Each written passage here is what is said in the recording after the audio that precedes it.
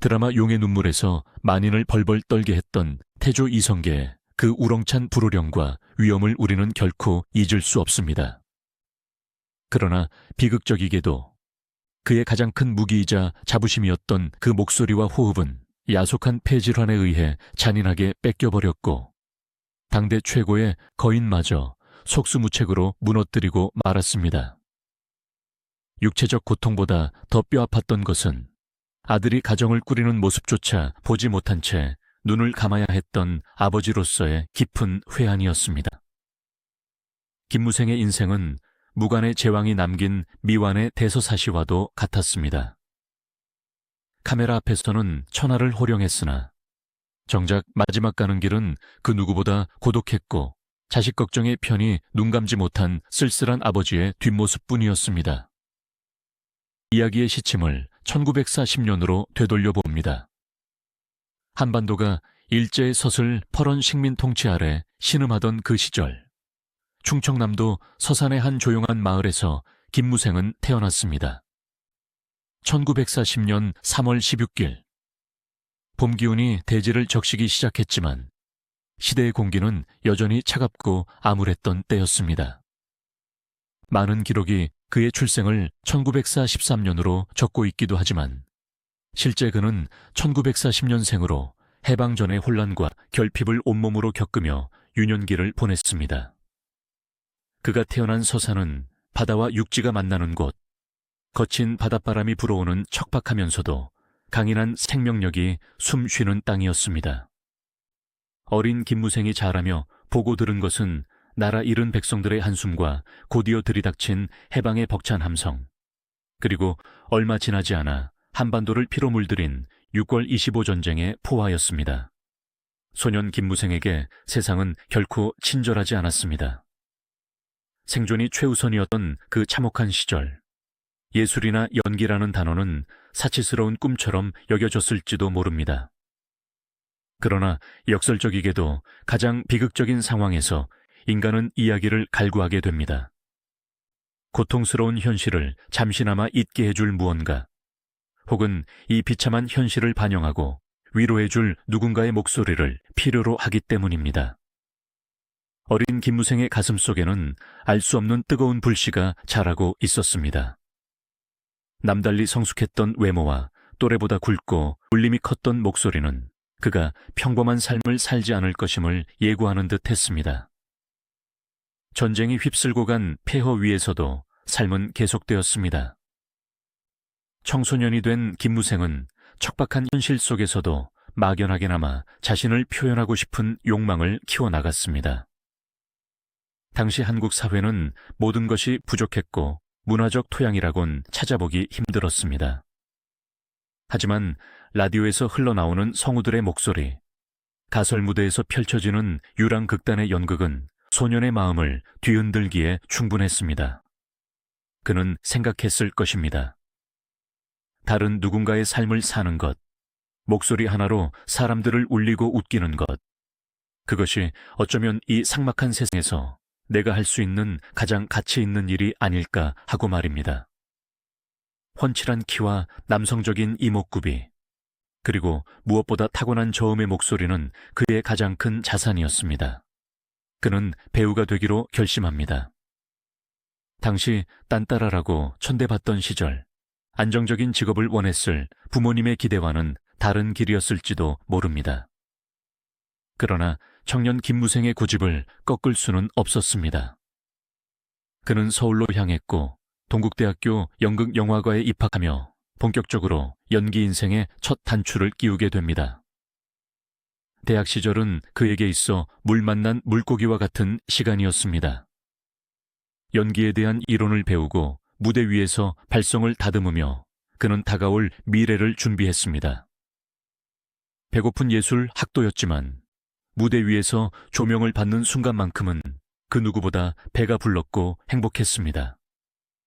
그가 사회에 첫 발을 내디딘 1960년대 초반은 한국 방송계의 태동기였습니다. 텔레비전 보급이 미미했던 시절, 대중문화의 중심은 단연 라디오였습니다. 온 가족이 라디오 앞에 둘러앉아 드라마를 들으며 울고 웃던 그 시절, 성우는 지금의 톱스타 못지않은 인기를 누리는 선망의 대상이었습니다. 김무생은 자신의 강력한 무기인 목소리를 활용하기로 합니다. 1963년 동아방송 성우 1기 공채 시험. 수많은 지원자가 몰렸지만 심사위원들은 김무생의 목소리를 듣는 순간 귀를 의심했을 것입니다. 갓 대학을 졸업한 청년에게서 나온다고는 믿기 힘든 깊고 중후한 울림. 단순히 소리가 좋은 것을 넘어 그 안에는 설명하기 힘든 페이소스와 권위가 담겨 있었습니다. 그는 당당히 합격하며 방송계에 입문합니다. 성우 김무생의 시대가 열린 것입니다. 라디오 드라마 전성시대, 그의 목소리는 전파를 타고 전국 각지의 안방으로 스며들었습니다. 때로는 정의로운 주인공으로, 때로는 악독한 악인으로, 또 때로는 근엄한 아버지로 변신하며 그는 보이지 않는 무대에서 수많은 인생을 살았습니다. 성우로서의 경험은 훗날 그가 대배우로 성장하는 데 있어 더할 나위 없는 자양분이 되었습니다. 정확한 발음, 감정을 목소리에 싣는 법, 대사의 맛을 살리는 호흡 조절까지. 텔레비전 연기자들이 흔히 겪는 발성 문제를 그는 이미 성우 시절 완벽하게 마스터하고 있었던 셈입니다. 우리가 기억하는 김무생 특유의 낮게 깔리면서도 공간을 장악하는 그 카리스마 넘치는 화법은 바로 이 치열했던 성우 시절의 산물입니다. 그러나 김무생은 목소리 연기만으로는 채워지지 않는 갈증을 느꼈습니다. 그는 온몸으로 연기하고 싶었습니다. 표정 하나, 손짓 하나로 감정을 전달하는 진짜 배우가 되고 싶었습니다. 시대의 흐름도 그를 돕고 있었습니다. 1960년대 후반 텔레비전 수상기가 보급되면서 방송의 중심이 라디오에서 TV로 이동하기 시작했습니다.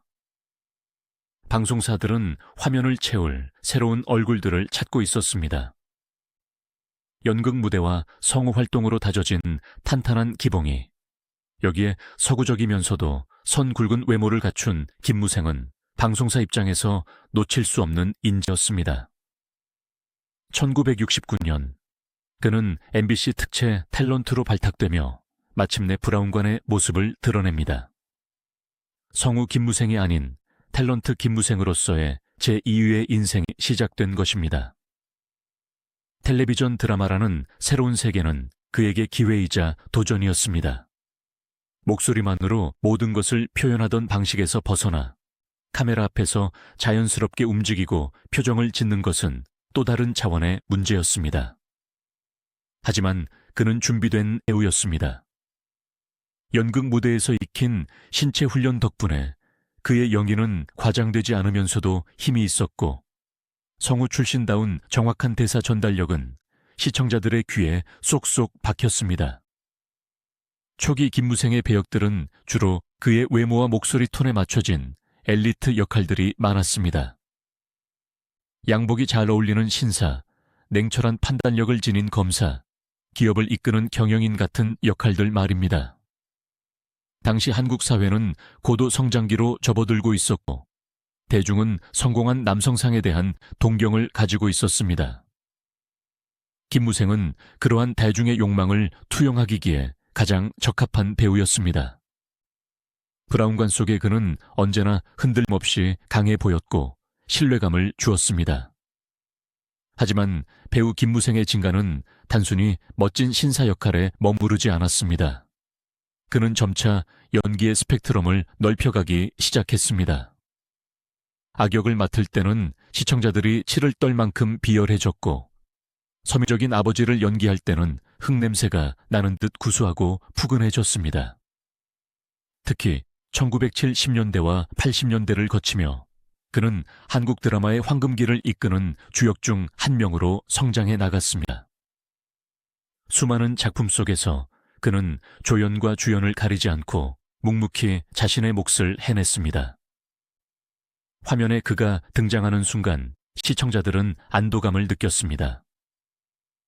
아, 이 드라마는 무게중심이 잡혀 있구나 하는 무언의 믿음 같은 것이었습니다. 배우로서 승승장구하던 그에게도 개인적인 삶은 늘 평탄치만은 않았을 것입니다. 빡빡한 촬영 스케줄, 밤샘 촬영이 일상인 열악한 제작 환경, 대중의 시선에 노출된 삶이 주는 스트레스.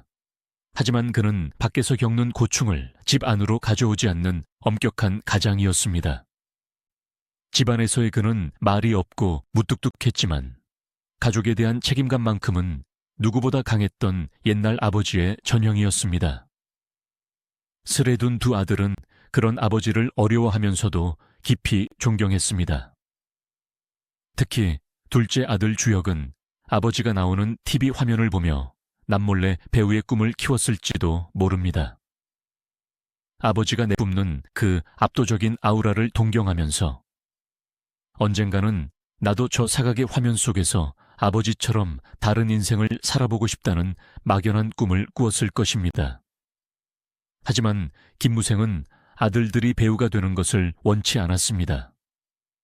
자신이 걸어온 길이 얼마나 험난하고 고독한지 겉보기엔 화려해 보이지만 실상은 뼈를 깎는 고통과 기다림의 연속이라는 것을 너무나 잘 알고 있었기 때문입니다.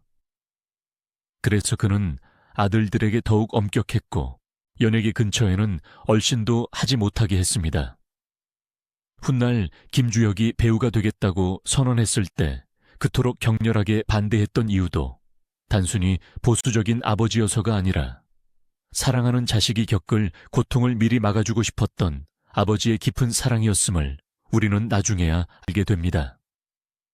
다시 그의 영희 인생으로 돌아와서 김무생이라는 배우의 필모그래피에서 결코 빼놓을 수 없는 장르가 바로 사극입니다. 현대물에서도 빛이 났지만 그가 도포를 입고 상투를 트는 순간 혹은 갑옷을 입고 칼을 차는 순간 뿜어져 나오는 에너지는 타의 추종을 불허했습니다. 그의 굵고 낮은 목소리는 현대어보다 예스러운 사극톤에 더욱 최적화되어 있었고 위험 있는 풍채는 왕이나 장군의 역할에 안성맞춤이었습니다. 1980년대 ABC의 기념비적인 대하 드라마 시리즈 조선왕조 500년에서 그는 처음으로 태조 이성계 역을 맡게 됩니다. 이것은 훗날 그의 인생작이 될 용의 눈물의 전주곡과도 같았습니다. 당시에도 그는 난세를 평정하고 새 나라를 세운 영웅의 기백을 훌륭하게 소화해냈지만 10여 년 뒤 그가 다시 보여줄 이성계에 비하면 그것은 시작에 불과했습니다. 그는 이외에도 등 굵직한 사극에 연이어 출연하며 사극 연기의 교과서라는 평을 듣기 시작합니다. 사극은 배우에게 엄청난 체력과 집중력을 요구하는 장르입니다. 한여름의 땡볕 아래서 두꺼운 의상을 입고 버텨야 하고 한겨울 칼바람 속에서도 흐트러짐 없는 자세를 유지해야 합니다. 또한 생소한 고어 투획인 대사를 토시 하나 틀리지 않고 소화해야 하며 역사 속 실존 인물을 연기한다는 부담감까지 견뎌야 합니다. 김무생은 이 모든 어려움을 오히려 즐기는 듯 했습니다. 그는 촬영장에 언제나 가장 먼저 도착해 대본을 연구했고 후배들에게는 엄격하지만 자상한 스승이 되어주었습니다. 그의 프로 정신은 방송계 정평이 나 있었고 PD와 작가들이 가장 신뢰하는 배우 1순위에 늘 그의 이름이 올랐습니다. 그렇게 1980년대를 지나 1990년대로 넘어오면서 김무생은 중견 배우로서 확고한 위치를 점하게 됩니다. 이제는 누군가의 아버지, 회장님, 혹은 역사 속의 거물로 등장하며 극의 중심을 잡아주는 역할을 도맡았습니다. 1990년대 초반 한국 드라마는 트렌디 드라마의 열풍이 불기 시작했지만 정통 드라마의 무게감을 지켜주는 김무생 같은 배우들의 존재는 여전히 절대적이었습니다. 젊은 스타들이 혜성처럼 등장했다 사라지는 동안에도 그는 묵묵히 자리를 지키며 한국 방송계의 거목으로 뿌리내리고 있었습니다. 그리고 마침내 그의 영희 인생 정점을 찍을 운명의 작품이 그를 찾아오고 있었습니다. 1996년 KBS가 야심차게 기획한 대하 드라마 용의 눈물. 이 작품은 그동안 그가 쌓아온 모든 내공을 폭발시킬 무대였습니다. 마치 운명처럼 다시 찾아온 태조 이성계라는 배역. 그는 직감했을 것입니다. 이것이 자신의 배우 인생에서 가장 중요한 순간이 될 것임을. 50대 중반 배우로서 가장 무르익은 나이에 만난 이성계는 더 이상 단순한 영웅이 아니었습니다. 그것은 권력의 정점에 섰으나 자식들의 피를 봐야만 했던 비운의 아버지, 역사의 승리자이자 동시에 패배자인 한 인간의 입체적인 초상이었습니다. 1996년의 겨울바람은 유난히 매서웠지만 대한민국 안방극장은 그 어느 때보다 뜨거운 열기로 가득 차 있었습니다. 주말 저녁이 되면 거리는 한산해졌고 식당이나 술집에서도 사람들은 텔레비전 화면 속으로 빨려 들어갈 듯 시선을 고정했습니다. 바로 KBS 대하 드라마 용의 눈물이 방영되는 시간이었기 때문입니다. 이 드라마는 단순한 방송 프로그램의 차원을 넘어 90년대 말 IMF 외환위기로 지치고 상처받은 국민들에게 카타르시스를 제공하는 하나의 사회적 현상이었습니다. 그리고 그 거대한 태풍의 눈 한가운데에 배우 김무생이 서 있었습니다. 그가 연기한 태조 이성계는 우리가 교과서에서 몇 줄의 텍스트로만 접했던 박제된 역사가 아니었습니다. 50이 넘은 나이, 거친 수염과 주름진 얼굴, 그리고 무엇보다 그 깊이를 가늠할 수 없는 눈빛을 가진 김무생은 600년의 시공간을 뛰어넘어 살아 숨 쉬는 인간 이성계를 우리 눈앞에 데려다 놓았습니다. 그는 고려를 무너뜨리고 새 왕조를 개창한 영웅의 기백을 보여주는 동시에 권력이라는 비정한 속성 앞에서 자식들이 서로 칼을 겨누는 참극을 지켜봐야만 했던 늙은 아버지의 비애를 처절하게 그려냈습니다. 촬영 현장은 그야말로 전쟁터였습니다. 수백 명의 보조 출연자가 동원되는 대규모 전투신, 살을 애는 추위 속에서의 야외 촬영, 그리고 사극 특유의 엄청난 대사량은 젊은 배우들도 버거워할 만큼 가혹한 환경이었습니다. 하지만 김무생은 단 한 번도 흐트러짐을 보이지 않았습니다. 갑옷의 무게만 수십 킬로그램에 달했고 투구를 쓰면 목을 가누기조차 힘들었지만 큐 사인이 떨어지는 순간 그는 만주벌판을 호령하던 무장의 모습으로 돌변했습니다. 특히 말을 타는 장면이나 무술 장면에서도 대역을 마다하고 직접 소화하려 애썼던 그의 열정은 후배 배우들에게 무언의 가르침이 되었습니다. 유동근, 최명길, 김영란 등 당대 최고의 배우들이 함께했지만 현장의 90점은 언제나 태조, 김무생이었습니다. 그는 왕이었습니다. 카메라가 돌아갈 때뿐만 아니라 카메라가 꺼진 뒤에도 그는 현장의 어른으로서 드라마의 중심축으로서 묵직하게 자리를 지켰습니다. 스태프들은 그를 어려워하면서도 존경했고 그가 촬영장에 나타나면 공기부터 달라지는 것을 느꼈습니다. 그것은 권위적인 공포가 아니라 한 분야의 장인이 뿜어내는 숭고한 기운이었습니다. 드라마 중반부 왕자의 난이 일어나고 이방원이 형제들을 도륙하며 권력을 잡는 과정이 그려질 때 김무생의 연기는 절정에 달했습니다. 분노와 배신감, 그리고 슬픔이 뒤섞인 복합적인 감정을 폭발시키는 그의 모습은 시청자들의 심장을 쥐락펴락했습니다. 특히 아끼던 막내 아들 방석과 방번이 이방원의 칼에 무참히 살해당했다는 소식을 듣고 오열하는 장면에서는 왕의 채통조차 잊은 채 자식을 잃은 아비의 짐승 같은 울음을 토해냈습니다.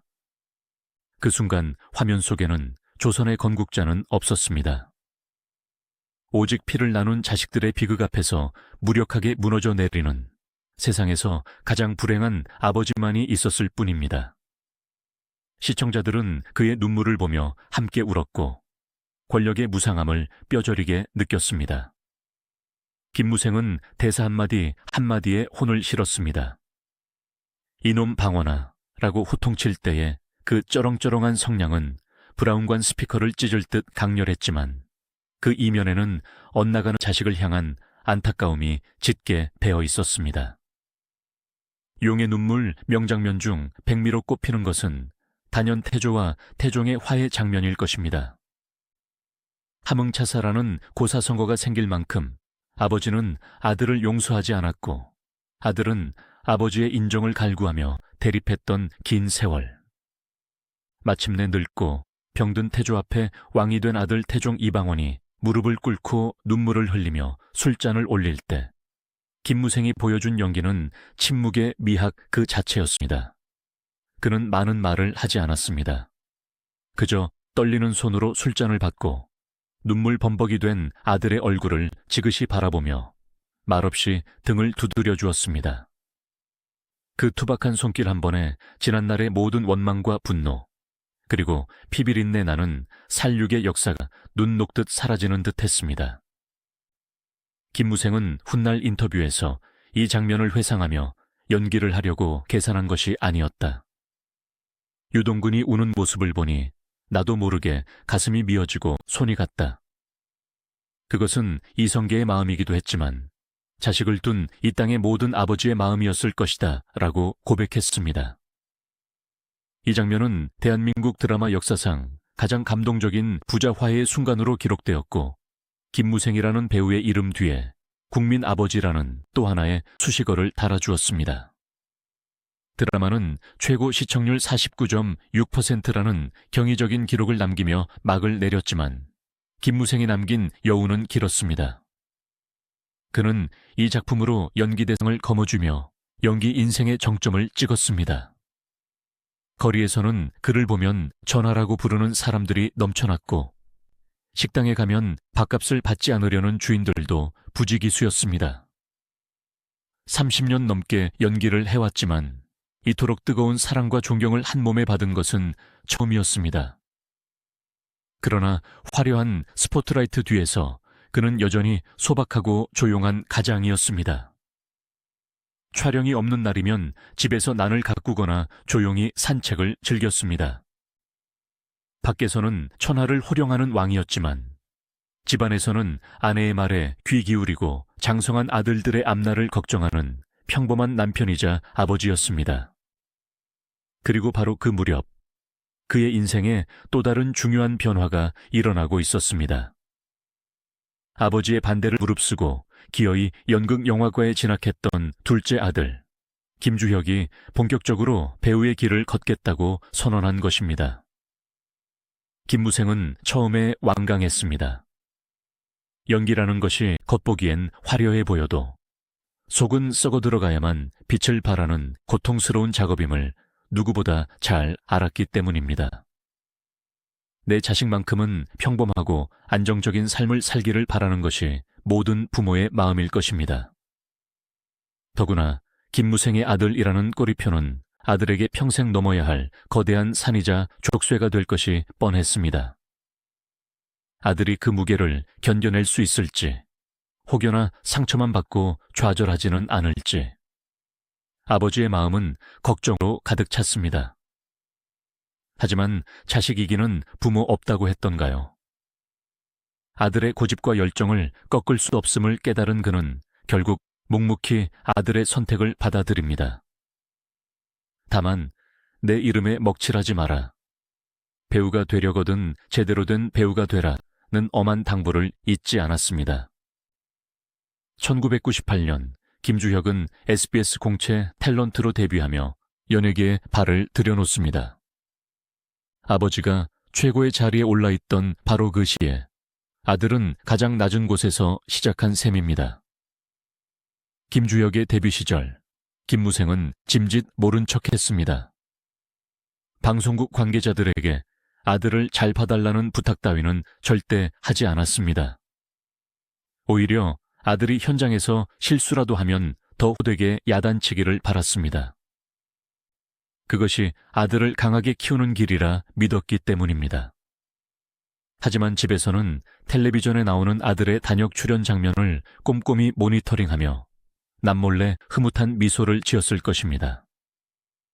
아들이 맡은 역할이 비록 대사 한두 마디 없는 행인 역할일지라도 아버지의 눈에는 그 누구보다 빛나 보였을 테니까요.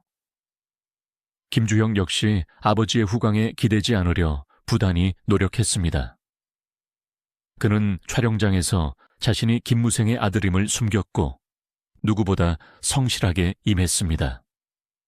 아버지의 명성에 누를 끼치지 않겠다는 압박감은 그를 더욱 채찍질하는 원동력이 되었습니다. 두 부자는 서로 다른 위치에서 하지만 같은 곳을 바라보며 묵묵히 각자의 길을 걸어가고 있었습니다.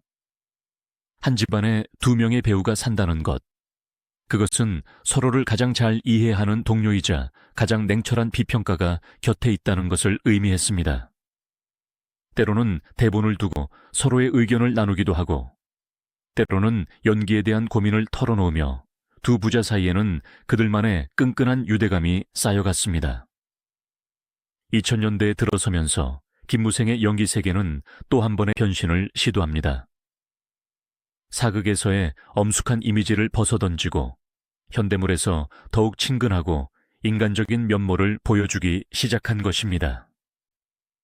2003년 방영된 드라마 옥탑방 고양이는 그런 그의 변신이 돋보인 작품이었습니다. 이 드라마에서 그는 고집불통이지만 손자를 끔찍이 아끼는 할아버지 역을 맡아 젊은 시청자들에게도 큰 사랑을 받았습니다. 근엄한 표정 뒤에 숨겨진 귀여운 질투와 엉뚱한 행동들은 김무생에게도 저런 면이 있었나 싶을 정도로 신선한 충격이었습니다. 그는 망가지는 것을 두려워하지 않았습니다. 오히려 나이 듦을 자연스럽게 받아들이고 그 나이대에 보여줄 수 있는 해학을 연기에 녹여냈습니다. 이것은 그가 얼마나 유연하고 열려있는 배우인지를 증명하는 것이었습니다. 왕의 옷을 벗고 재벌 회장의 양복도 벗고 낡은 러닝셔츠 바람으로 부채질을 해대는 동네 할아버지의 모습에서도 그는 여전히 빛나는 배우였습니다. 하지만 야속하게도 세월은 그의 육체를 가만두지 않았습니다. 겉으로는 여전히 건강하고 정정해 보였지만 그의 몸속에서는 병마가 조용히 싹트고 있었습니다. 잦은 기침과 피로감이 그를 괴롭혔지만 그는 단순히 나이 탓이려니 혹은 과로 탓이려니 하며 대수롭지 않게 넘겼습니다. 평생을 강골로 살아왔기에 자신의 건강을 과신했던 탓도 있었을 것입니다. 폐렴. 처음에는 가벼운 감기인 줄 알았던 증세가 점차 심각해지기 시작했습니다. 하지만 그는 아픈 내색을 하지 않았습니다. 예정된 스케줄을 모두 소화했고 촬영장에서는 언제나처럼 완벽한 모습을 보여주려 애썼습니다. 배우는 무대 위에서 쓰러질지언정 아프다는 핑계로 관객을 실망시켜서는 안 된다는 철칙, 그 지독한 프로의식이 오히려 그의 병을 키웠는지도 모릅니다. 가족들이 병원에 가보라고 권유할 때마다 그는 괜찮다, 이까짓 기침 좀 한다고 무슨 병원이냐며 손사래를 쳤습니다. 그것이 가족들을 안심시키기 위한 거짓말이었는지 아니면 스스로에 대한 최면이었는지는 알 수 없습니다. 그러나 그의 숨소리는 날이 갈수록 거칠어졌고 얼굴색은 조금씩 잿빛으로 변해가고 있었습니다. 그 무렵 아들 김주혁의 성장은 눈부셨습니다. 영화 싱글즈, 어디선가 누군가에 무슨 일이 생기면 틀림없이 나타난다, 홍반장 등을 통해 그는 충무로의 기대주로 떠올랐습니다. 아버지와는 전혀 다른 색깔, 부드러움과 카리스마가 공존하는 묘한 매력을 지닌 배우로 대중에게 각인되기 시작했습니다. 김무생은 그런 아들이 대견했습니다. 이제 어디를 가도 김무생의 아들 김주혁이 아니라 김주혁의 아버지 김무생이라는 말을 듣는 날이 오고 있음을 느꼈습니다. 그리고 그것이 섭섭하기는커녕 아버지로서 느낄 수 있는 최고의 행복임을 깨닫고 있었습니다. 아들이 주연을 맡은 영화 시사회에 참석해 남몰래 눈물을 훔치기도 하고 지인들에게 우리 주혁이 영이 좀 늘었더냐며 은근히 자랑을 늘어놓기도 했습니다. 평생 칭찬에 인색했던 아버지였지만 마음속으로는 누구보다 아들의 성공을 기뻐하고 응원했던 것입니다. 2004년 김무생은 마지막 드라마가 될 마지막 춤은 나와 함께 출연합니다. 제목처럼 마치 자신의 인생의 마지막 춤을 준비하듯 그는 혼신의 힘을 다해 연기했습니다. 이 드라마에서 그는 대기업 회장 역을 맡아 특유의 카리스마를 보여주었지만 화면 속 그의 모습은 예전보다 다소 야위어 있었습니다. 눈썰미 좋은 시청자들은 그의 건강을 염려했지만 그가 생사의 갈림길에 서 있다고 생각한 사람은 아무도 없었습니다. 2004년 말이 되면서 그의 병세는 급격히 악화되었습니다. 기침은 멈추지 않았고 호흡 곤란 증세까지 나타났습니다. 결국 그는 병원에 입원하게 됩니다. 검사 결과는 충격적이었습니다. 단순한 폐렴을 넘어 폐 기능이 심각하게 손상되어 있었습니다. 의료진은 고개를 저으며 상황이 낙관적이지 않음을 알렸습니다. 가족들에게는 청천벽력 같은 소식이었습니다. 불과 얼마 전까지 촬영장을 누비던 그였기에 이 현실을 받아들이기가 너무나 힘들었습니다. 병상에 누운 김무생은 산소 호흡기에 의지한 채 가쁜 숨을 몰아쉬면서도 걱정하는 가족들을 오히려 위로했습니다. 금방 털고 일어날 거다. 나 김무생이야. 이까짓 병에 안 진다. 하지만 그의 눈빛 한구석에는 다가오는 이별을 예감한 듯한 깊은 슬픔이 서려 있었습니다. 그는 자신의 삶을 천천히 되돌아보았습니다. 서산의 바닷바람을 맞으며 뛰어놀던 어린 시절, 성우시험에 합격해 뛸 듯이 기뻐했던 청년 시절, 그리고 전 국민의 사랑을 받았던 화려한 전성기, 주마등처럼 스쳐 지나가는 깃들 속에서 가장 선명하게 남는 것은 결국 가족이었습니다. 고생만 시킨 아내, 그리고 이제 막 배우로서 날개를 펴기 시작한 아들 주혁. 그들을 두고 떠나야 한다는 사실이 육체적인 고통보다 더 뼈 아프게 다가왔습니다. 병상에서의 시간은 잔인하게 흘러갔습니다. 좋아지는 듯 하다가도 다시 악화되기를 반복하는 희망 고문 속에서 가족들의 속은 타들어갔습니다. 김주혁은 바쁜 스케줄 속에서도 틈만 나면 병실을 지켰습니다. 아버지의 손을 잡고 젖은 수건으로 얼굴을 닦아드리며 그동안 하지 못했던 말들을 마음속으로 삼켰습니다. 아버지, 사랑합니다. 존경합니다. 제발 일어나세요. 무뚝뚝한 부자지간이라 평소에는 쑥스러워 건네지 못했던 그 말들이 입안에서 맴돌았습니다. 김무생은 흐릿해지는 의식 속에서도 아들의 손길을 느꼈습니다. 그 투박하고 따뜻한 손. 어느새 자신보다 더 커본 아들의 손을 잡으며 그는 생각했을 것입니다. 이제 되었다. 내 뒤를 이을 든든한 나무가 자랐으니 이제 나는 편히 쉬어도 되겠구나. 2005년의 봄은 그렇게 더디게 오고 있었습니다. 창밖에는 꽃망울이 터지려 하고 있었지만 병실 안의 시간은 점점 멈춰가고 있었습니다.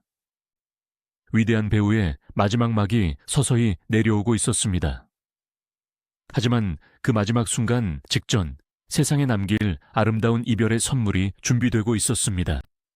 그것은 바로 아들과 함께하는 처음이자 마지막이 될 짧은 영상 기록이었습니다. 2005년의 시작과 함께 전파를 탄 그 텔레비전 광고는 15초라는 짧은 시간이었지만 대중에게는 더할 나위 없이 따뜻한 한 편의 드라마와도 같았습니다. 자동차 보험회사 광고 속에서 김무생, 김주혁 부자는 나란히 어깨를 맞대고 걷고 있었습니다. 넉넉한 웃음을 짓는 아버지와 그런 아버지를 믿음직스럽게 바라보는 아들. 화면 속의 두 사람은 단순히 광고 모델이 아니라 세상에서 가장 이상적인 부자 후지의 모습을 보여주고 있었습니다. 하지만 그 촬영 현장의 뒷이야기를 아는 사람은 많지 않았습니다. 당시 김무생의 건강은 이미 최악으로 치닫고 있던 상황이었습니다. 숨이 가빠오는 고통을 참아내며 그는 카메라가 돌아가는 순간만큼은 온화한 미소를 잃지 않았습니다. 어쩌면 그는 직감하고 있었는지도 모릅니다. 이것이 사랑하는 아들과 함께 카메라 앞에 설 수 있는 처음이자 마지막 기회라는 것을 말입니다. 그래서 그는 더더욱 완벽하게, 더더욱 행복한 표정을 지어 보이며 필름 속에 그 순간을 영원히 박제하려 했습니다. 그 광고는 단순한 상업 영상이 아니라 아들을 위해 아버지가 남긴 마지막 추천서이자 세상에 남기는 작별 인사가 되었습니다. 내 아들입니다. 참 잘 자랐지요. 이제 나 대신 이 녀석을 잘 부탁합니다. 라고 말하는 듯한 그의 눈빛은 브라운관을 넘어 시청자들의 가슴에 깊은 울림을 남겼습니다. 그리고 잔인한 4월이 찾아왔습니다. 꽃들이 만개하며 생명의 기운이 온 세상을 뒤덮던 그 봄날, 한국 연예계의 거목은 소리 없이 쓰러졌습니다. 2005년 4월 16일 새벽 3시 30분 서울 일원동 삼성서울병원에서 배우 김무생은 향년 65세의 일기로 눈을 감았습니다. 쌓이는 폐렴으로 인한 합병증. 끝내 일어날 것이라 믿었던 기적은 일어나지 않았습니다. 새벽녘에 차가운 공기를 가르며 전해진 비보는 대한민국을 충격에 빠뜨렸습니다. 어제까지만 해도 텔레비전 재방송 속에서 우렁찬 목소리로 호령하던 태조 이성계가 우리 곁에 친근한 아버지가 이제는 더 이상 이 세상 사람이 아니라는 사실을 받아들이기는 쉽지 않았습니다. 뉴스에 속보가 뜨고 신문의 호해가 발행되었습니다. 큰 별이 지다 영원한 태조 하늘로 돌아가다. 애도의 물결은 방송사를 넘어 사회 전체로 퍼져나갔습니다. 인터넷 게시판에는 고인의 명복을 비는 네티즌들의 글이 쇄도했고 빈소에는 정계, 재계, 문화계를 막론하고 수많은 조문객의 발길이 이어졌습니다. 빈소는 눈물바다였습니다. 고인과 함께 호흡을 맞췄던 동료 배우들은 말을 잇지 못했습니다. 용의 눈물에서 아들 이방원 역을 맡아 그와 뜨거운 부성애를 나눴던 유동근은 상주보다 더 서럽게 오열하며 빈소를 지켰습니다. 최불암, 이순재, 신구 등 당대를 함께 풍미했던 원로 배우들은 친구를 먼저 보낸 허망함에 고개를 떨구었습니다. 무생이, 자네 뭐가 그리 급해서 먼저 가나. 그들의 탄식 섞인 독백이 영정사진 앞 향연기 속에 흩어졌습니다. 영정 속의 김무생은 생전에 그 호탕한 웃음을 짓고 있었습니다. 금방이라도 사진 밖으로 걸어나와 어이 왔는가 하며 등을 두드려 줄 것만 같은 생생한 모습이었기에 조문객들의 슬픔은 더욱 깊었습니다. 그는 갔지만 그가 남긴 빈자리는 너무나 컸습니다. 그것은 단순히 한 명의 배우가 사라진 것이 아니라 한 시대의 챕터가 닫히는 것과 같은 상실감이었습니다. 한국 드라마의 역사를 온몸으로 써내려갔던 장인, 묵직한 울림으로 시대의 정신을 대변했던 목소리가 영원히 침묵하게 된 것입니다. 그 슬픔의 한가운데 상주 완장을 찬 김주혁이 서 있었습니다. 그는 울지 않으려 애썼습니다. 붉어진 눈시울을 하고서도 찾아오는 조문객 한 명 한 명에게 정중하게 고개를 숙였습니다. 아버지가 가시는 길, 상주로서 의연한 모습을 보여드리는 것이 자식된 도리라 생각했을 것입니다.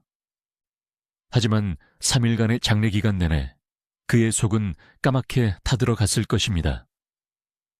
이제 막 배우로서 아버지에게 인정받기 시작했는데, 이제 막 효도란 것을 좀 해보려 했는데 아버지는 기다려주지 않았습니다. 주혁아, 영이 참 좋다. 그 한마디를 더 듣고 싶었던 아들의 간절한 바람은 이제 영원히 닿을 수 없는 메아리가 되어버렸습니다. 입관식 날, 차갑게 식은 아버지의 얼굴을 마주한 순간 참아왔던 김주혁의 댐은 결국 무너지고 말았습니다. 아버지를 부둥켜 안고 통곡하는 그의 울음소리는 장례식장의 복도를 가득 메우며 듣는 이들의 가슴을 찢어 놓았습니다. 그것은 배우 김주혁이 아닌 아버지를 잃은 어린아이의 날 것 그대로의 울음이었습니다. 하늘 같았던 산이 무너진 자리, 그 폐허 위에 홀로 남겨진 아들의 막막함과 두려움이 고스란히 담긴 절규였습니다. 발인 날, 수많은 동료와 후배들이 도열한 가운데 김무생의 운구차는 병원을 빠져나갔습니다. 그가 평생을 몸담았던 여의도 방송가, 그리고 그가 사랑했던 집을 한 바퀴 돈 운구 행렬은 장지인 서산으로 향했습니다. 고향의 흙으로 돌아가는 길. 서산의 바다는 말이 없었고 봄바람만이 조용히 불어와 고인의 마지막 길을 배웅했습니다. 흙이 한 삽, 두 삽 관 위로 덮일 때마다 김주혁은 입술을 깨물며 눈물을 삼켰습니다. 아버지, 이제 편히 쉬세요. 고통 없는 곳에서 엄마 기다리지 않게 잘 지켜봐 주세요. 아버지 이름 부끄럽지 않게 제가 더 열심히 살겠습니다. 마음속으로 수천 번 되뇌었을 다짐. 아버지를 묻고 돌아오는 길, 김주혁의 어깨는 전보다 조금 더 무거워져 있었지만 눈빛만은 더욱 깊어져 있었습니다. 이제 그는 김무생의 아들이라는 수식어를 넘어 아버지의 유산을 이어받아 자신만의 영의 세계를 완성해야 하는 막중한 책임을 짊어지게 된 것입니다. 김무생의 타계 이후 세상은 빠르게 일상으로 돌아갔습니다. 텔레비전에서는 여전히 새로운 드라마가 시작되었고 새로운 스타들이 탄생했습니다. 하지만 김주혁의 세상은 이전과 같을 수 없었습니다. 집안 곳곳에 남아있는 아버지의 흔적, 소파에 앉아 대본을 보시던 모습, 헛기침 소리. 모든 것이 그대로인데 주인만 사라진 공간은 공허함 그 자체였습니다. 그러나 김주혁은 슬픔에 잠식당하는 대신 일에 더욱 매진하는 길을 택했습니다. 그것이 아버지가 가장 원하시는 길임을 알았기 때문입니다. 2005년 하반기, 그는 영화 광식이 동생 광태와 드라마 프라하의 연인을 연이어 선보이며 쉴 틈 없는 행보를 이어갔습니다. 특히 프라하의 연인에서 보여준 그의 영인은 대중을 사로잡았습니다. 정의롭고 로맨틱한 형사 최상현 역을 맡아 그는 전 국민적인 사랑을 받으며 톱스타의 반열에 올랐습니다. 드라마 속에서 그가 보여준 깊은 눈빛 연기, 그 안에는 아버지를 잃은 슬픔을 승화시킨 성숙함이 배어있다는 평을 받았습니다. 사람들은 그에게서 김무생의 그림자를 보았습니다. 하지만 그것은 아버지를 흉내내는 것이 아니라 아버지의 DNA를 물려받되 자신만의 색깔로 재창조해낸 청출어람의 경지였습니다. 김주혁은 인터뷰에서 아버지에 대한 질문이 나올 때마다 담담하게, 하지만 진한 그리움을 담아 이야기하곤 했습니다. 아버지는 저에게 가장 큰 산이셨고 가장 무서운 선생님이셨지만 동시에 가장 든든한 팬이셨습니다. 지금도 연기가 막힐 때면 아버지가 계셨다면 어떻게 하셨을까 생각합니다. 그는 아버지를 가슴에 묻고 배우라는 직업을 천직으로 여기며 치열하게 살았습니다. 어떤 역할이 주어지든 몸을 사리지 않았고 끊임없이 변신을 시도했습니다. 사극에서는 아버지의 전공 분야였던 정통 사극에 도전하여 묵직한 카리스마를 보여주었고, 영화 아내가 결혼했다에서는 찌질하면서도 사랑스러운 남편 역을 맡아 로맨틱 코미디의 진수를 보여주었습니다. 아버지 김무생이 그랬던 것처럼 김주혁 역시 장르를 가리지 않는 전천후 배우로 성장해가고 있었습니다.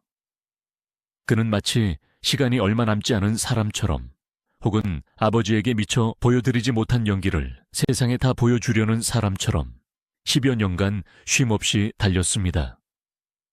그리고 2013년, 그는 또 한 번의 중요한 선택을 하게 됩니다. 바로 MBC 대하 드라마 구암 허준의 허준 역을 맡게 된 것입니다. 이것은 운명과도 같은 일이었습니다. 1975년 아버지 김무생이 드라마 집념에서 허준 역을 맡아 열연했던 바로 그 배역이었기 때문입니다. 38년이라는 세월을 뛰어넘어 아버지와 아들이 같은 역사적 인물을 연기하게 된 이 사건은 방송계 안팎에 큰 화제가 되었습니다. 김주혁에게는 엄청난 부담감이었습니다. 아버지의 대표작 중 하나였던 역할을 다시 한다는 것, 비교될 수밖에 없는 상황.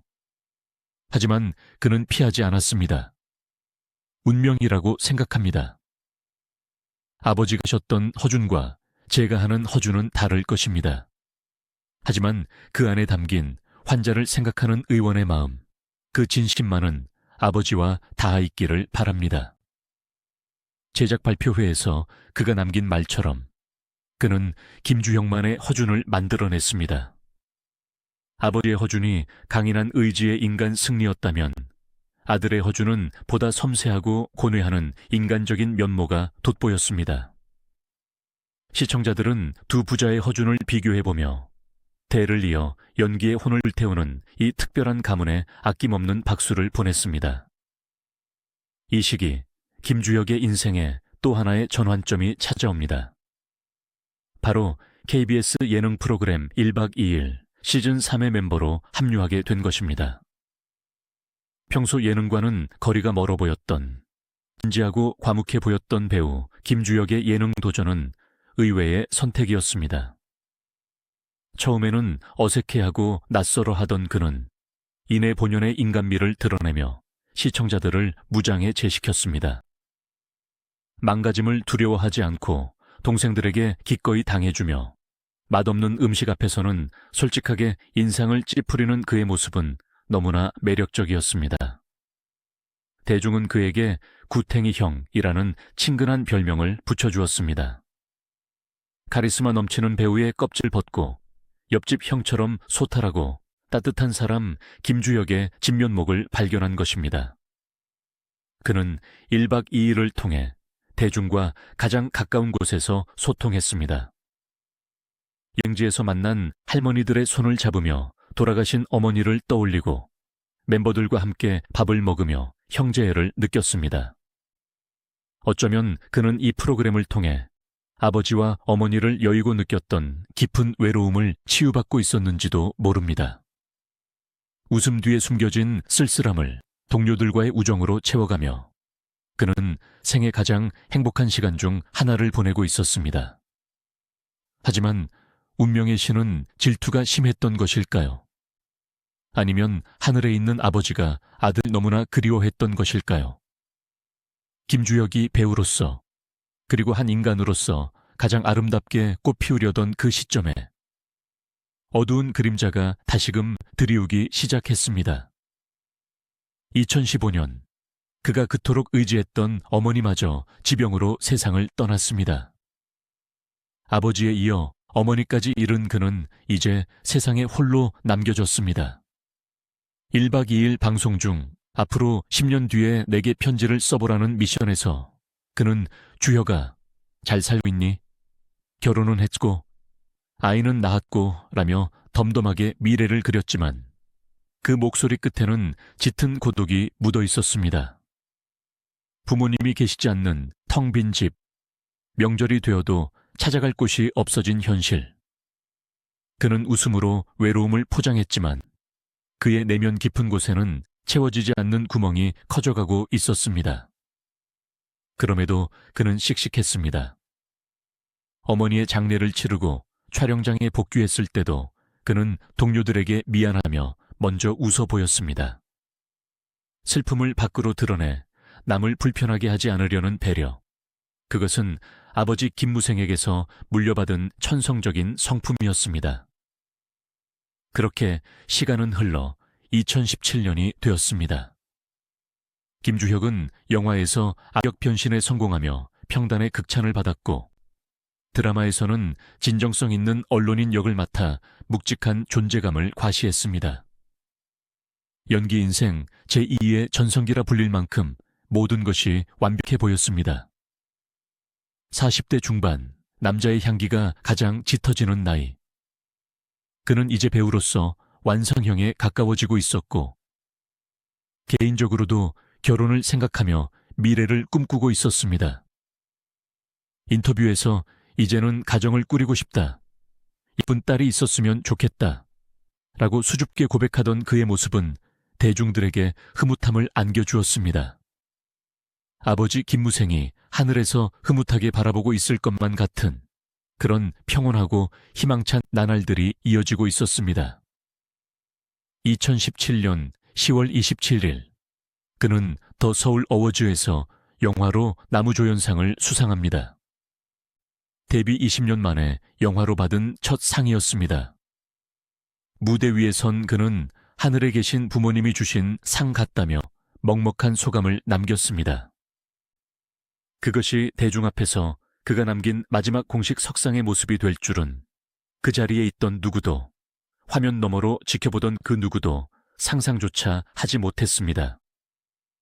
운명의 시계바늘은 야속하게도 멈추지 않고 흘러 2017년 10월 30일을 가리키고 있었습니다.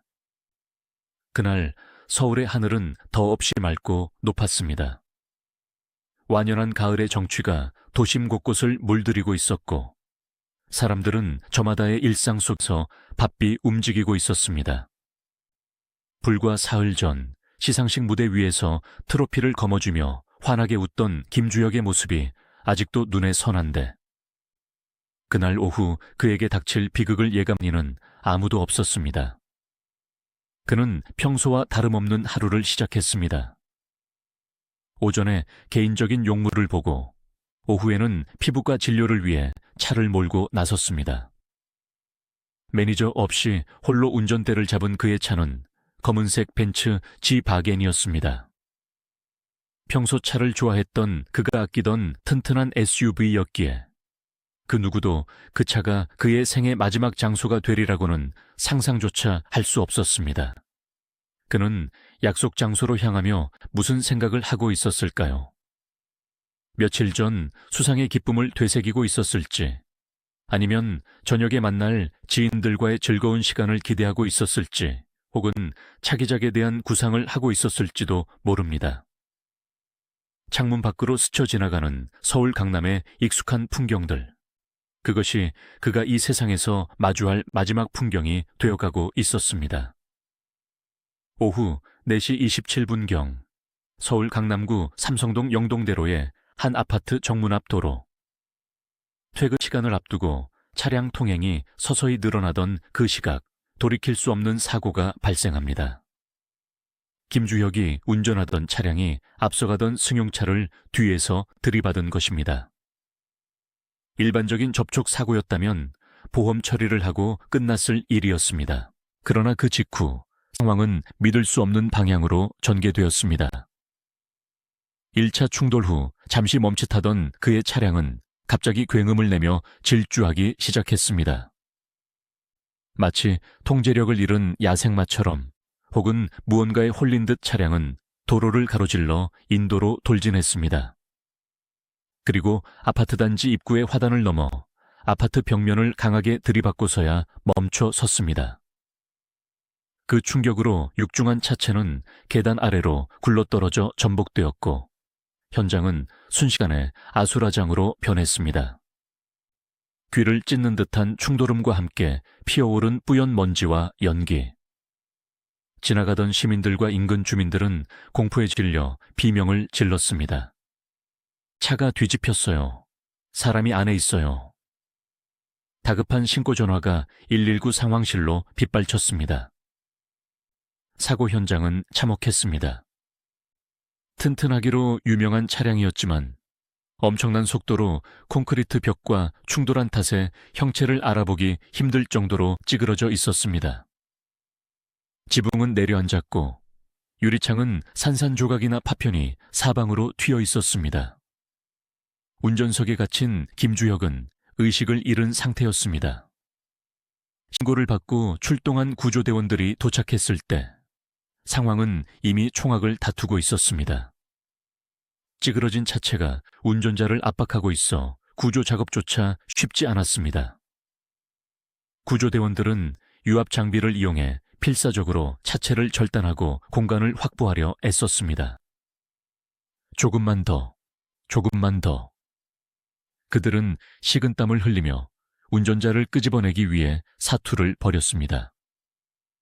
사고 발생 30여 분 만인 오후 5시경, 마침내 김주혁은 찌그러진 차 밖으로 구조되었습니다. 하지만 이미 그의 맥박과 호흡은 멈춰 있었습니다. 구조대원들은 그 자리에서 즉시 심폐소생술 CPR을 실시하며 그를 구급차에 실었습니다. 구급차 사이렌 소리가 요란하게 울며 꽉 막힌 도로를 갈라놓았습니다. 목적지는 인근에 있는 건국대학교 병원 응급실. 구급차 안에서도 대원들은 멈춘 심장을 다시 뛰게 하기 위해 끊임없이 흉부 압박을 시도했습니다. 제발, 제발 돌아오세요. 누군가의 간절한 기도가 허공에 흩어졌습니다. 병원에 도착하자마자 의료진이 달라붙어 할 수 있는 모든 응급처치를 시행했습니다. 심장 충격기를 사용하고 강심제를 투여하며 꺼져가는 생명의 불씨를 되살리기 위해 안간힘을 썼습니다. 그러나 야속하게도 심장 박동 모니터의 그래프는 평행선을 그릴 뿐 다시 솟아오를 기미를 보이지 않았습니다. 오후 6시 30분. 병원 측은 사망을 공식적으로 선고했습니다. 배우 김주혁, 향년 45세. 너무나 허망하고 믿기지 않는 죽음이었습니다. 그 시각 언론사 데스크로 배우 김주혁 교통사고 사망이라는 속보가 타전되기 시작했습니다. 처음 기사를 접한 기자들조차 오보가 아닌지 의심할 정도로 충격적인 뉴스였습니다. 김주혁이, 그 건강하던 사람이, 설마 동명이인이겠지? 사람들은 현실을 부정했습니다. 하지만 텔레비전 뉴스 화면 하단에 붉은색 자막으로 사망 소식이 흐르고 사고 현장의 처참한 영상이 공개되면서 대한민국은 거대한 슬픔과 충격의 도가니에 빠져들었습니다. 인터넷 포털 사이트의 검색어 순위는 순식간에 그의 이름으로 도배되었고 댓글창에는 제발 거짓말이라고 해달라, 믿을 수가 없다는 네티즌들의 비통한 외침이 줄을 이었습니다.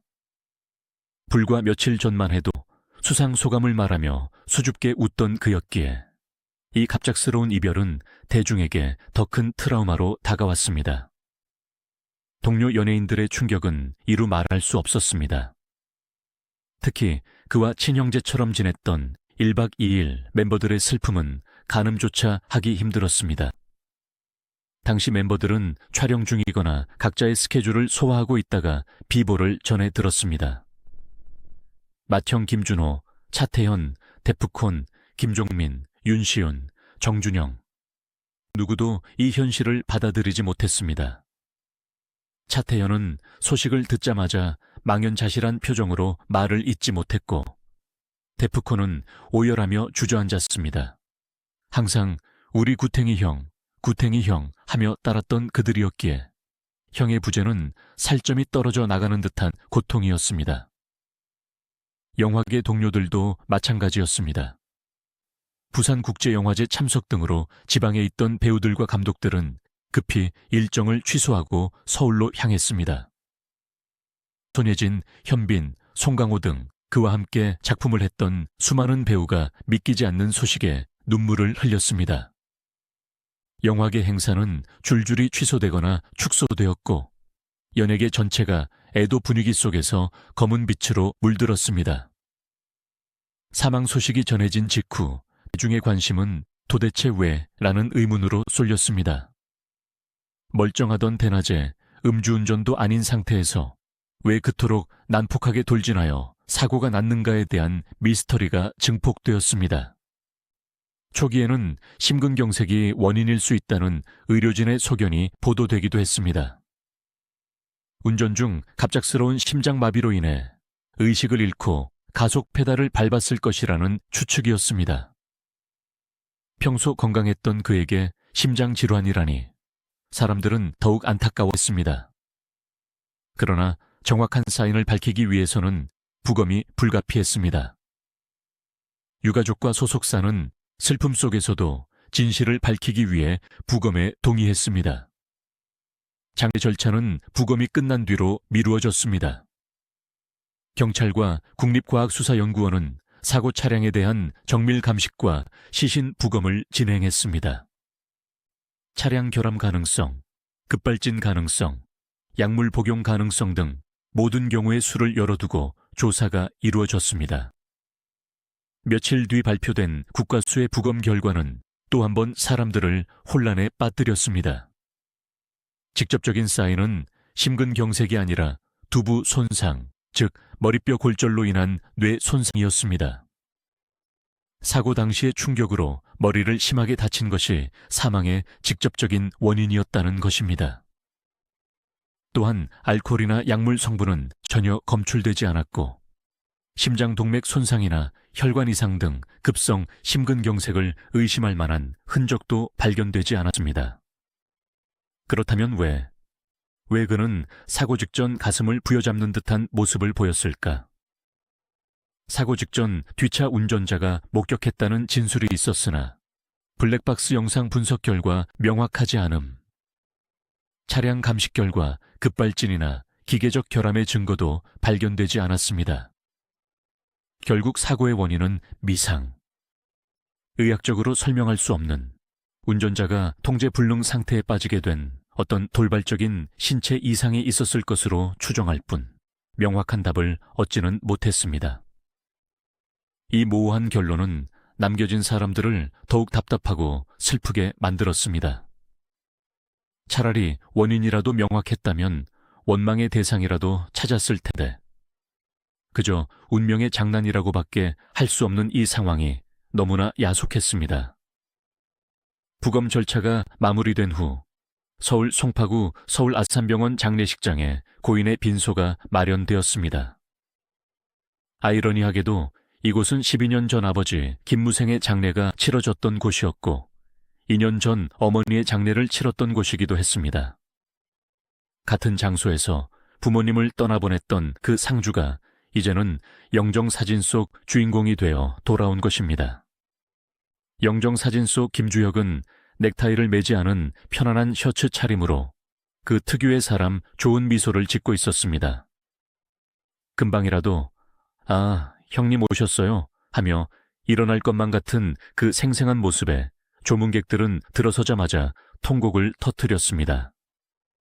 상주는 그의 친형이 맡았습니다.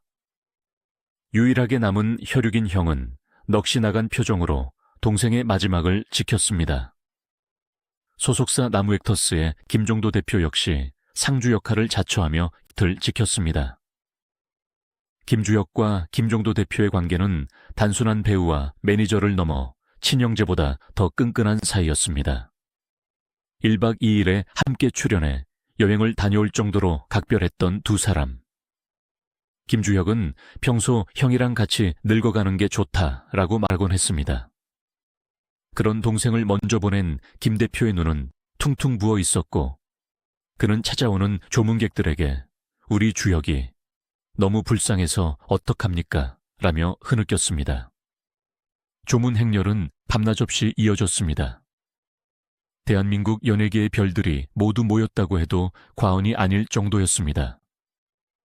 최민식, 송강호, 설경구 등 선배 배우들부터 정혜인, 박보검 등 까마득한 후배들까지 세대를 불문하고 그를 추모하는 발길이 끊이지 않았습니다. 그가 생전 얼마나 인품이 훌륭하고 주변 사람들에게 잘했는지를 보여주는 방증이었습니다.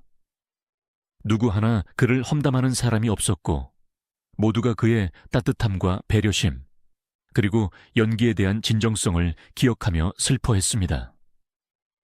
특히 연인 관계였던 배우 이유영의 모습은 보는 이들의 마음을 아프게 했습니다. 부산에서 예능 촬영 중 비보를 접하고 급히 상경한 그녀는 믿기지 않는 현실 앞에 하염없이 눈물만 흘리며 빈소를 지켰습니다. 결혼을 이야기하며 미래를 꿈꾸던 연인을 잃은 슬픔을 감히 누가 위로할 수 있었을까요?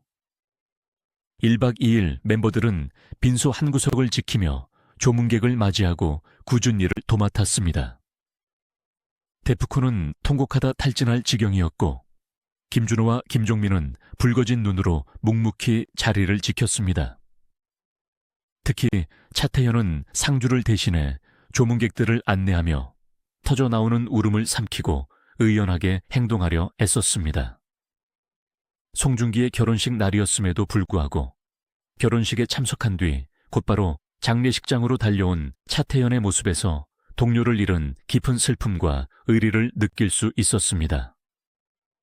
촬영장에서는 늘 웃음을 주던 그들이 검은 상복을 입고 고개를 떨구고 있는 모습은 대중들에게 큰 슬픔을 안겨주었습니다.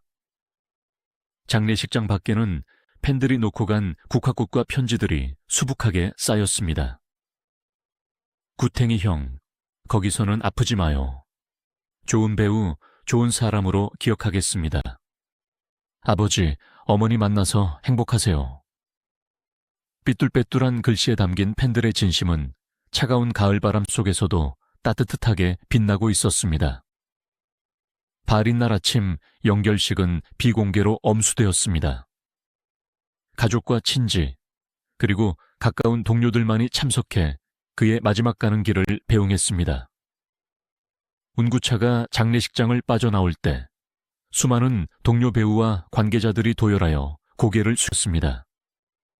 눈물과 탄식이 뒤섞인 공기 속에서 운구차는 천천히 움직였습니다. 그가 살았던 청담동 자택을 지나, 그가 그토록 사랑했던 연기의 꿈을 펼쳤던 거리들 지나 차는 충남 서산으로 향했습니다. 서산, 아버지 김무생과 어머니가 잠들어 있는 가족 납골묘가 있는 곳입니다. 12년 전 아버지를 모셨던 그 길을 이제 아들이 따라가고 있었습니다. 살아서는 아버지의 그늘이 버거워 벗어나려 몸부림치기도 했지만 죽어서는 결국 아버지의 곁으로 돌아가는 운명. 흙으로 돌아가는 길 위에서 김주혁은 비로소 세상의 모든 짐과 배우로서의 중압감을 내려놓았을 것입니다. 납골묘에 도착했을 때 서산의 하늘은 여전히 무심할 정도로 맑았습니다. 아버지 김무생의 묘비 옆에 아들 김주혁의 자리가 마련되었습니다. 유골함이 안치되는 순간 참았던 울음소리들이 다시 한번 터져 나왔습니다. 주혁아, 주혁아, 이름을 부르는 애타는 목소리들이 산잘하게 메아리쳤습니다.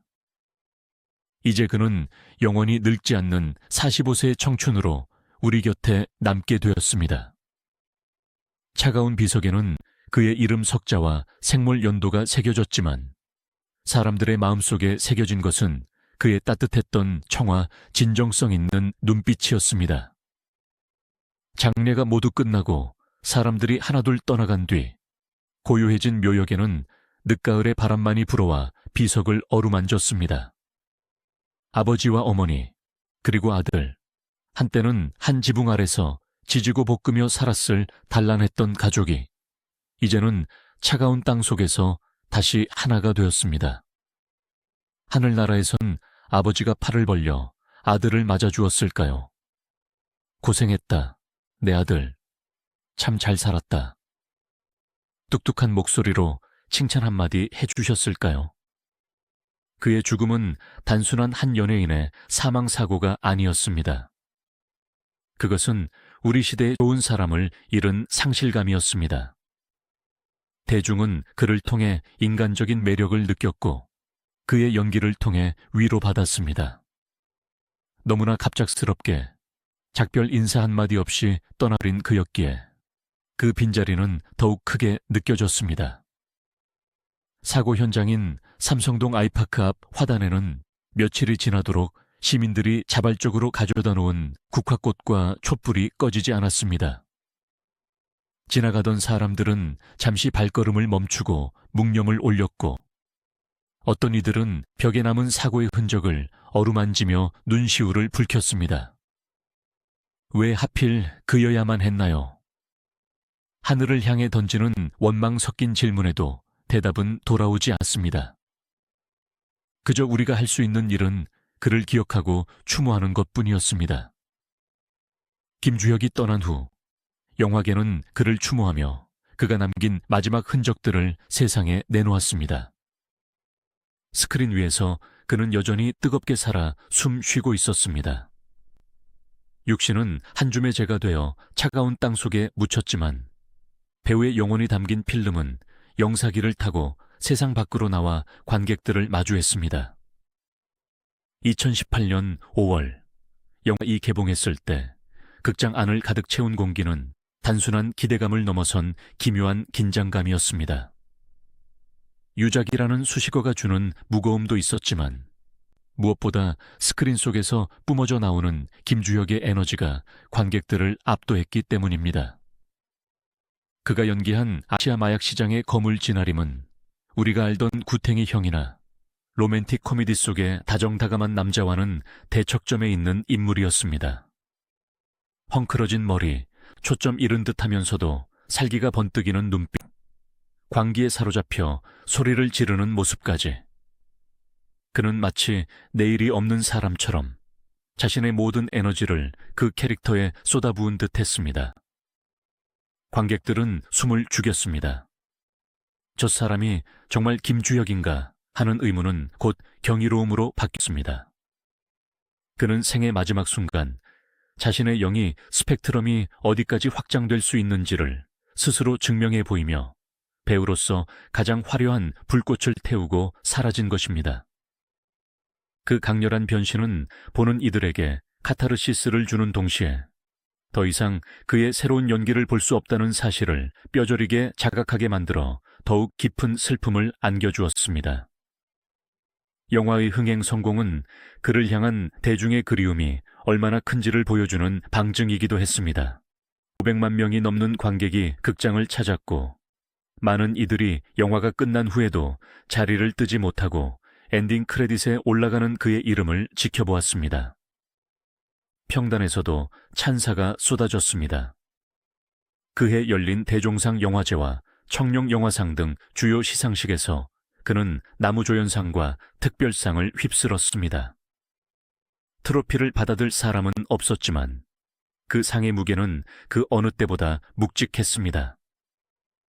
청룡 영화상 시상식 당일 대리수상을 위해 무대에 오른 김종도 대표의 떨리는 목소리는 장내를 숙연하게 만들었습니다. 주혁이가 생전에 노래를 불렀던 것이 상이었습니다. 묵묵히 하다 보면 언젠가 알아주시겠지 했는데 이렇게 떠나고 나서야 상을 받게 되니 마음이 너무 아픕니다. 친구이자 동반자였던 이의 회한 섞인 소감에 객석에 앉아있던 동료 배우들은 눈물을 훔쳤습니다. 화면에는 생전에 그가 환하게 웃으며 손을 흔드는 모습이 나왔고 잘 지내시죠? 라고 묻는 듯한 그의 육성이 스피커를 타고 흘러나왔습니다. 살아생전 그토록 받고 싶어 했던 인정과 박수가 너무 늦게 도착한 것은 아닌지 하늘에 있는 그는 이 모습을 보며 쑥스러운 듯 뒷머리를 긁적이고 있지는 않을지 남겨진 사람들의 마음속에는 만감이 교차했습니다. 그의 또 다른 유작인 영화, 역시 그가 떠난 빈자리를 채워주었습니다. 고전소설을 재해석한 이 영화에서 그는 백성을 돌보는 지혜로운 양반 조역 역을 맡아 독전과는 정반대의 따뜻하고 인자한 모습을 보여주었습니다.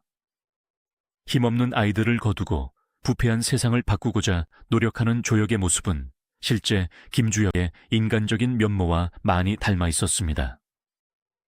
꿈을 꾸는 자들이 모이면 세상이 조금은 달라지지 않겠소? 라는 영화 속 대사는 마치 그가 우리에게 남긴 마지막 메시지처럼 들렸습니다.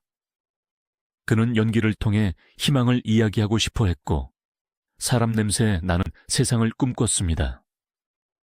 비록 영화 자체의 흥행 성적은 아쉬웠을지라도 그가 보여준 진정성만큼은 관객들의 마음에 깊은 울림을 주기에 충분했습니다. 또한 영화 창궐에서의 짧지만 강렬했던 특별 출연 역시 그가 동료들과의 약속을 얼마나 소중히 여겼는지를 보여주는 일화로 남았습니다.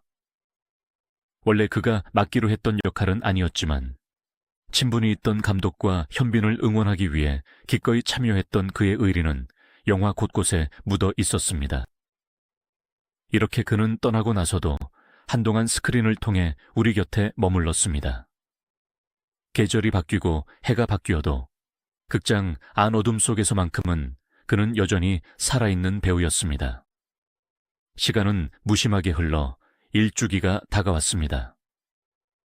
2018년 10월 찬바람이 다시 불어오기 시작할 무렵 연예계는 다시 한번 추모의 물결로 일렁였습니다. 1박 2일 제작진과 멤버들은 그를 기리는 추모 영화제를 열었습니다. 서울의 한 소극장에 모인 지인들과 팬들은 그가 출연했던 작품들을 함께 보며 울고 웃었습니다. 그 자리에는 슬픔보다는 그를 기억하려는 따뜻한 온기가 감돌았습니다. 멤버들은 서산의 묘소를 찾았습니다. 1년 전 황망함 속에 눈물범벅이 되어 찾았던 그곳을 이제는 조금 더 차분해진 마음으로 찾았습니다. 그들이 준비한 것은 국화꽃뿐만이 아니었습니다. 그가 좋아했던 음식, 그와 함께 나누고 싶었던 이야기, 보따리를 한아름 안고 갔습니다. 묘비 앞에 둘러앉은 멤버들은 마치 그가 그 자리에 함께 있는 것처럼 대화를 나누었습니다. 형, 잘 있었어?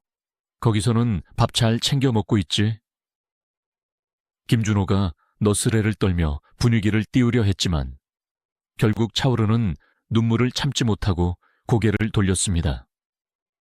테프코는 묘비를 어루만지며 오열했습니다. 형, 너무 보고 싶어. 형 없는 1년이 어떻게 지나갔는지 모르겠어. 그들의 눈물은 단순한 슬픔의 표현이 아니라 지난 1년간 억눌러왔던 그리움의 폭발이었습니다. 방송을 통해 공개된 일주기 특집은 시청자들의 눈시울을 붉혔습니다. 특히 과거 방송에서 그가 10년 뒤에 자신에게 쓴 편지를 읽는 장면이 다시 전파를 탔을 때 그 먹먹함은 이루 말할 수 없었습니다.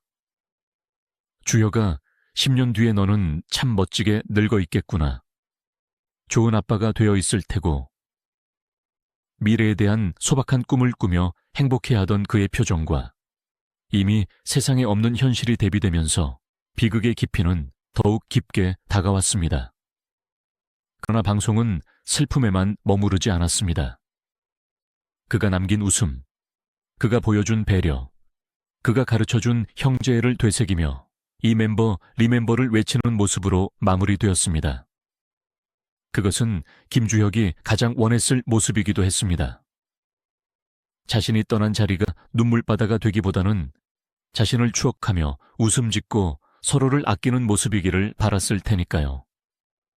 팬들 역시 각자의 방식으로 그를 추모했습니다. 온라인 커뮤니티에는 그를 그리워하는 글들이 올라왔고 사고 현장과 소속사 앞에는 다시 한번 꽃과 편지가 쌓였습니다.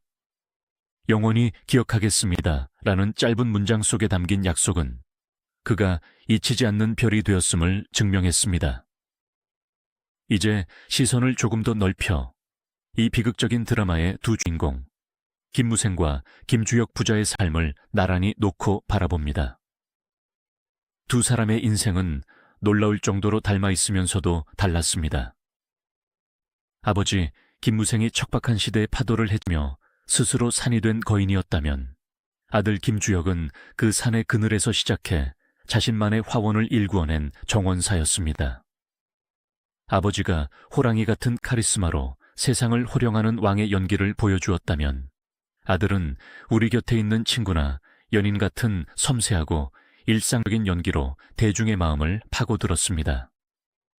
아버지는 사극의 제왕으로, 아들은 로맨틱 코미디와 휴먼 드라마의 강자로 각자의 영역을 확실히 구축했습니다. 하지만 근저에 흐르는 연기에 대한 철학, 타협하지 않는 장인 정신, 그리고 인간에 대한 따뜻한 시선은 판박이처럼 똑같았습니다.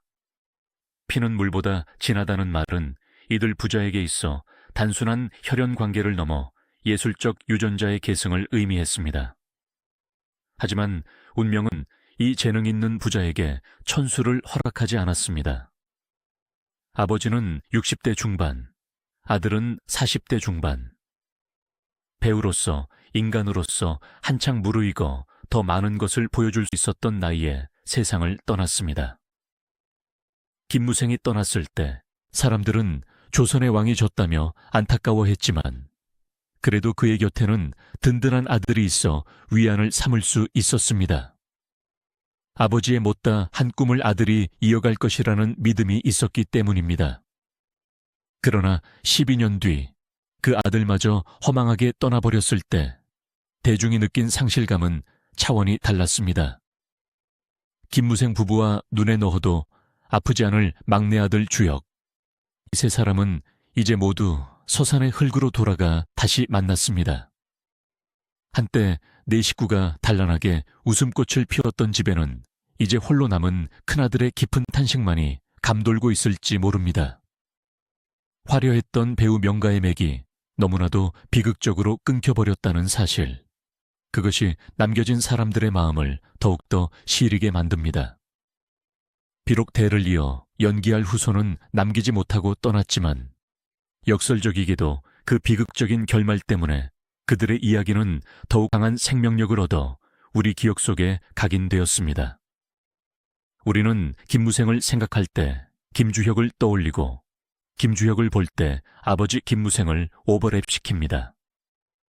두 사람의 서사는 서로 얽히고 설켜 하나의 거대한 드라마가 되었습니다. 아버지가 닦아놓은 길을 아들이 걷고 아들이 넘어진 곳에서 아버지의 기억이 그를 일으켜 세우는 이야기. 비록 현실에서는 비극으로 끝났지만 사람들의 마음속에서 이들 부자는 영원히 함께 연기하고 함께 웃으며 살아가고 있습니다. 서산의 합동묘역은 그래서 단순한 무덤이 아니라 한국 대중문화사를 빛낸 두 개의 별이 잠든 성지처럼 여겨지기도 합니다.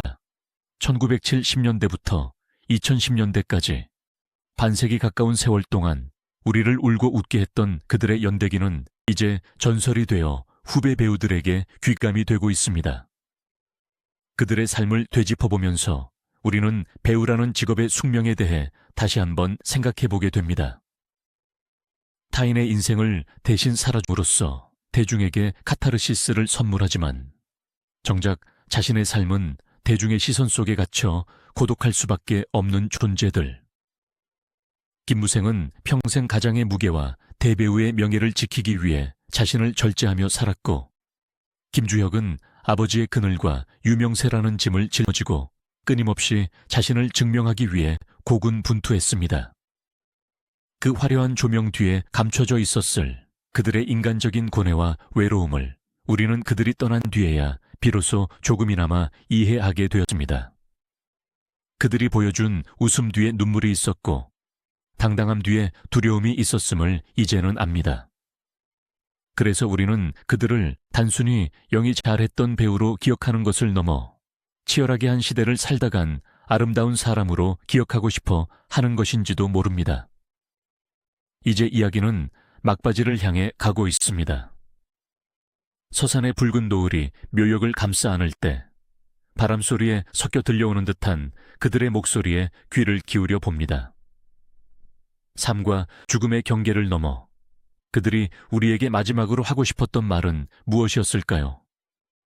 아마도 거창한 예술론이나 인생의 교훈은 아니었을 것입니다. 그저 고맙습니다. 덕분에 행복했습니다. 부디 여러분도 지금 곁에 있는 사람을 사랑하고 오늘 하루를 소중히 사십시오. 라는 소박한 당부가 아니었을까요?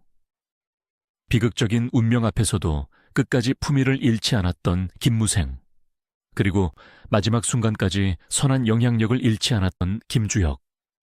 두 부자가 남긴 이 긴 여운은 쉽게 사라지지 않을 것입니다. 아직 우리가 정리해야 할 마지막 페이지가 남아 있습니다. 그것은 그들이 떠난 후 남겨진 세상이 그들을 어떻게 기억하고 기록하고 있는지, 그리고 그들의 삶이 오늘을 사는 우리에게 어떤 의미로 재해석되고 있는지에 대한 성찰입니다. 모든 이야기는 끝이 있습니다. 화려하게 타오르던 촛불도 언젠가는 꺼지고 천하를 호령하던 영웅도 흙으로 돌아갑니다. 그러나 배우 김무생과 김주혁, 이 두 부자가 우리에게 남긴 이야기는 끝이라는 단어로 매듭짓기에는 너무나 깊고 긴 여운을 남깁니다. 그들의 육체적 삶은 비극적인 마침표를 찍었지만 그들이 남긴 정신적 유산은 시간이 흐를수록 오히려 더 선명한 색채를 띠며 우리 곁에 머물고 있기 때문입니다. 이제 우리는 이 대하 드라마의 마지막 장을 덮으며 그들이 떠난 자리에 피어난 의미의 꽃들을 하나하나 주워 담아보려 합니다. 그것은 단순히 연기를 잘했던 두 배우에 대한 회고담을 넘어 가족이란 무엇이며 인생의 덧없음 속에서 우리가 붙잡아야 할 진정한 가치가 무엇인지에 대한 묵직한 질문이기도 합니다. 충남 서산의 가족 묘역에 나란히 누운 세 사람. 김무생, 그의 아내, 그리고 막내 아들 주혁. 한때는 서울의 한 집안에서 웃음꽃을 피우고 때로는 서로에게 상처를 주기도 하며 치열하게 살았을 이 가족의 이야기는 이제 남겨진 큰아들의 가슴속에 깊은 그리움으로 자리 잡았습니다. 비록 배우로서의 화려한 유전자는 대를 잇지 못하고 끊어졌을지언정 그들의 이름은 대한민국 대중문화의 역사책 속에서 가장 빛나는 페이지를 장식하고 있습니다. 생물학적인 유전자는 이어지지 못했을지라도 그들이 남긴 예술적 DNA는 수많은 후배 배우들에게 이식되어 흐르고 있습니다. 오늘날 많은 젊은 배우들이 김무생 선생님 같은 무게감 있는 배우가 되고 싶다, 김주혁 선배님처럼 진정성 있는 배우가 되고 싶다라고 말합니다. 그들의 영희 인생은 후배들에게 살아있는 교과서이자 험난한 연예계 생활을 버티게 하는 나침반이 되어주고 있는 것입니다.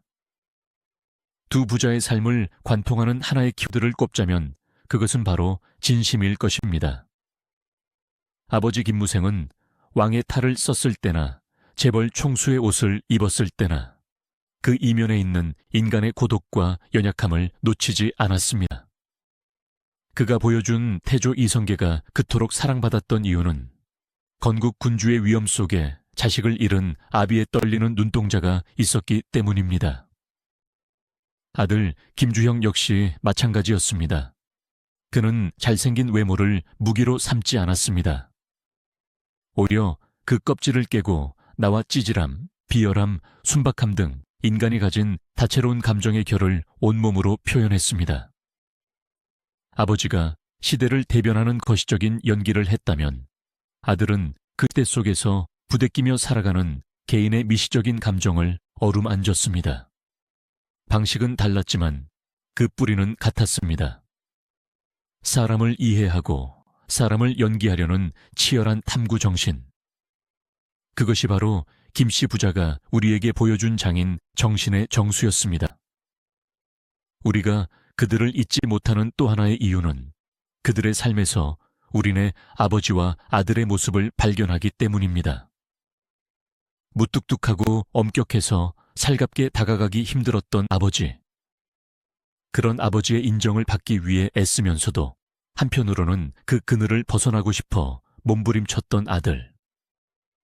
김무생과 김주혁의 관계는 대한민국 수많은 부자 관계의 자화상과도 같습니다.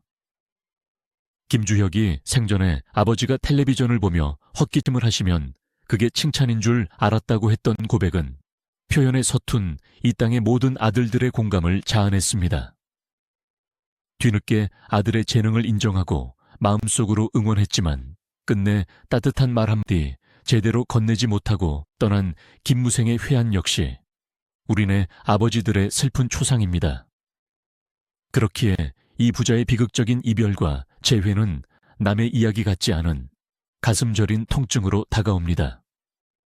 우리는 그들을 통해 내 곁에 있는 가족의 소중함을 다시금 깨닫고 사랑한다는 말이 더 이상 미루어서는 안 될 시급한 과제임을 배우게 됩니다.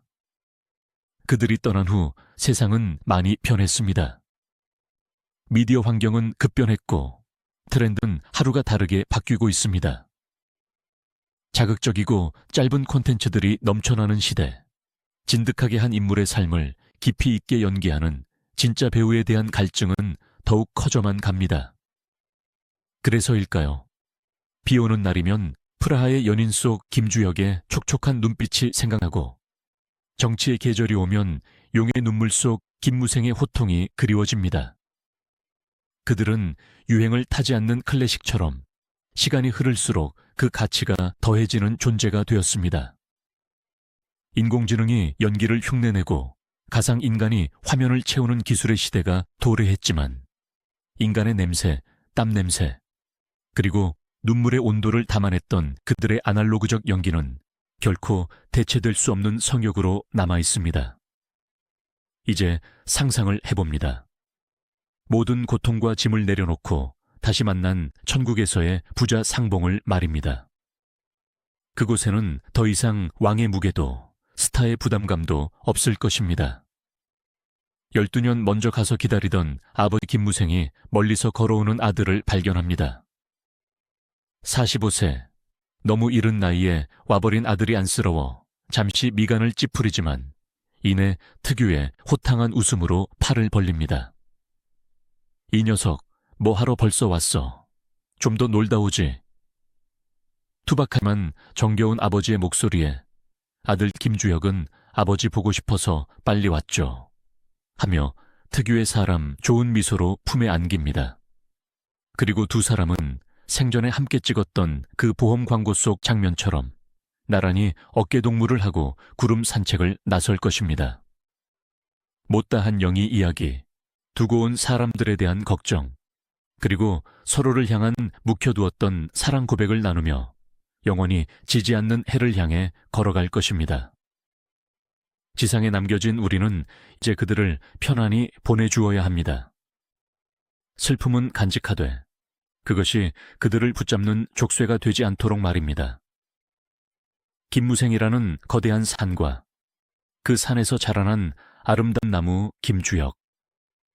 비록 숲은 사라졌지만 그들이 뿜어냈던 산소 같은 연기는 여전히 우리가 숨쉬는 대중문화의 공기 속에 녹아 있습니다.